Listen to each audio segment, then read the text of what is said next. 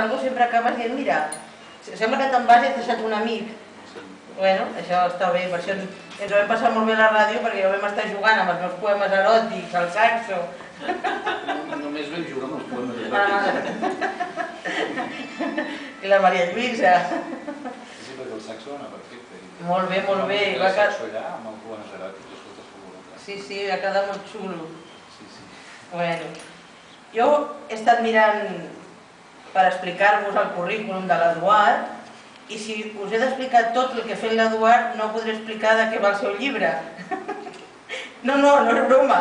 És tan superextens que he decidit, mira, us ho explicaré per sobre, però... Un tema d'edat, això és el que dèiem, això és un tema d'edat. No, que tenim la mateixa edat. Si hagués 25 anys no hauria fet tantes coses.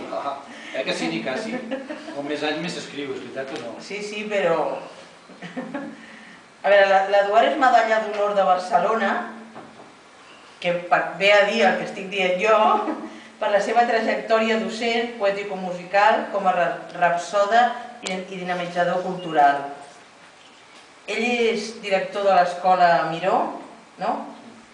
Escriu, diu que aquesta facilitat que jo abans esmentava de fer que tot sigui fàcil, d'entablar conversa, és perquè és docent i això a la pràctica de tenir públic doncs li facilita, potser sí, però jo crec que també és el seu tarannà. És mantenidor dels Jocs Florals de Perpinyà perquè és mestre en gai saber, té diversos premis, no sé si vols destacar algun... És que n'hi ha tants que jo ja m'he fet una mica d'embolic, L'únic que destacaria és la flor natural que em van donar i la medalla de la Vila de Perpinyà, que era un poema dedicat a la Montse, que és una mica la musa de la inspiració, i és la cançó que després cantaré, que és Pentinaves la nit.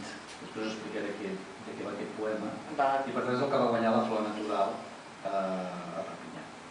Això que destacaria d'allà, de Perpinyà.